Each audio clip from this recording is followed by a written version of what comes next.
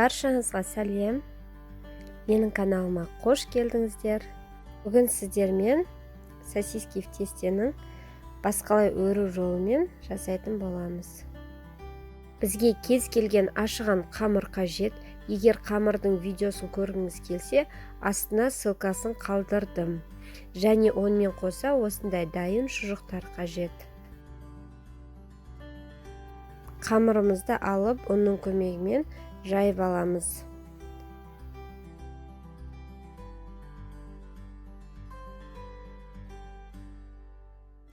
Дайын шұжықтарымызды осылай кесеміз.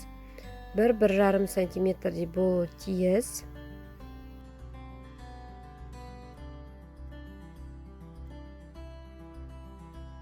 Қамырды жайған кезде не жұқа, не қалың болуға болмайды, орташа етіп жаямыз.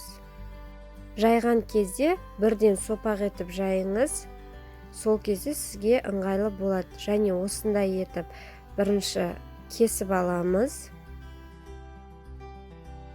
Кесіп алғаннан кейін осылай етіп дөңгелетіп шығамыз.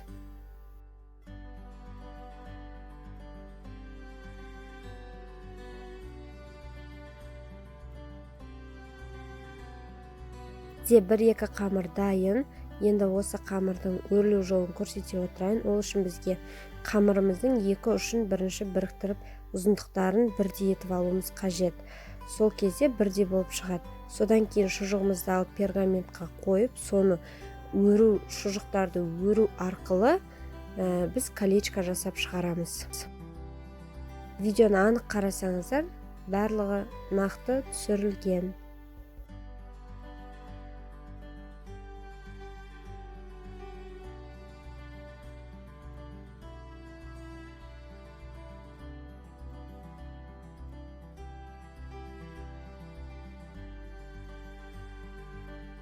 Міне осылай болып шықты. Ең соңғы жағын бір-біріне біріктіре саламыз.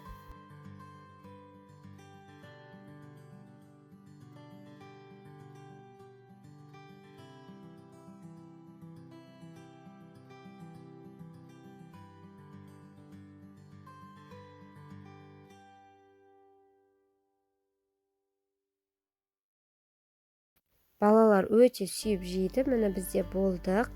Енді осыны 5 минутқа тындырып қоямыз.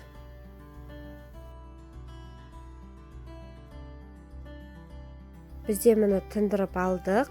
Енді осының үстіне жұмыртқаның сарысын жағып шығамыз қамырға. Содан кейін әдемілік беру үшін күнжіт сеуіп шықтым. 200 градуста қызып тұрған духовкада 20-25 минутқа пісіріп алдым. Сізге де және балаңызға да ұнайтынына кәміл сенемін. Менің каналымда басқа да видео рецептер өте көп. Сіздермен болған Айжан Ерболатқызы.